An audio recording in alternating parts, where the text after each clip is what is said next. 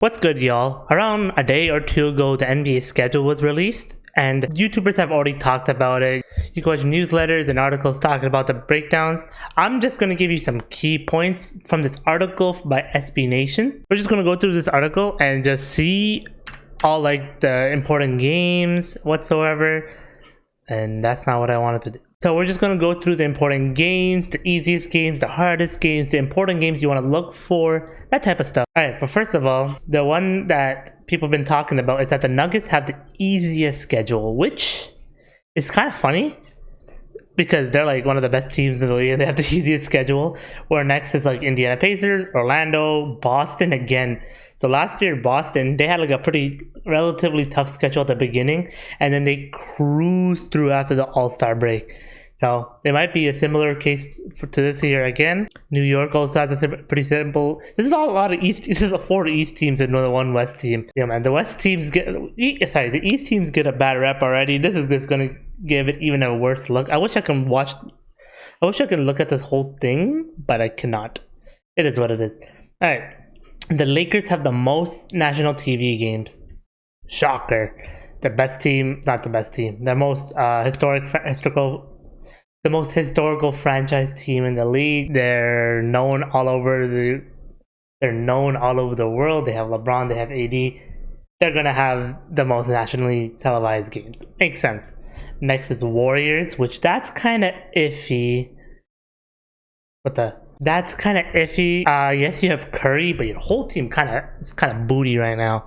I don't know how I feel about that. The Knicks deserve it. The Celtics deserve it. The Mavericks deserve it. So I agree with the rest of these. What here is concerning? Chicago only having 5 is kind of surprising, as they're like one of the more historical teams. Orlando having 9. I guess the NBA still hasn't like caught up to Orlando, so it is what it is. I'm curious about one thing. Let me just open it. I accidentally opened it, now I'm gonna open it for real. Toronto has 4. Man, Toronto gets hoed by these things every single year. Like they never get any of the best teams and any national televised games. I'm curious to see. I'll check this off screen. I want to know how many nationally televised games they had during the Kawhi era, where they won their chip. I bet you it was not more than like Houston or Indiana. More than like Houston or Indiana. All right, what's next? The Suns' schedule is tough. Phoenix is Toronto, KD. Okay, it is what it is. All right.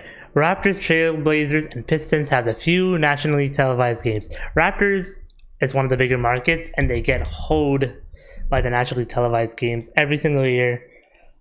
Detroit makes sense, and the Trailblazers both make sense. The Raptors are not good. They could be good, but man, you're gonna be missing out this year, man. Raptors have a fun team. They have a really fun team, and I'm excited to watch them this year a lot. 3 revenge games to circle: Dallas versus Golden State. Oh, Klay Thompson, of course. Klay Thompson coming back to the Bay Area. That's these are 3 games. That's one game at least I want to watch for sure. Philadelphia at Los Angeles for PG, makes sense. Brooklyn Nets. That one's alright. It's interesting, but I don't think it's something I would go out of my way to watch. Definitely not something I would go out of my way to watch. Alright, they're changing the name of the NBA in-season tournament to the NBA Cup, which is cool. And that's it. There's a couple other things I saw is that they're changing where you don't play 4 games in 5 days anymore, which is huge. Some of the key games, like the Christmas games, the important games, the teams won't have to play a game before or a game after, so they'll have their full rest. And those are 2 really important switches for not playing a game before and after. It's nice so that you could see the stars playing the actual games, and they'll have their rest before and after, and they can travel and whatever, and still celebrate with their families, which is important for the Christmas one. For the 4 days, 4 games and 5 nights, like it makes sense, man. They'll be like on game 3 or game 4, teams will get blown out, and then we're surprised on why they get blown out, but they had no rest. So that's really all. I'll see if there's anything else I can find, but that seems to be it. I'll show some of the early matches that might be happening. So first of all, we got Pacers Knicks, which I feel like this is like this occurs pretty often. I might be wrong with this. Thunderbolt, is it just because of AC Green? I mean AC Green, Alex Caruso. Kings Lakers, okay, that'd be fun. Bucks Celtics, this is always fun. What's this? Hawks? Are you kidding me? Oh, because both are rookies. Okay, I can see it from that aspect.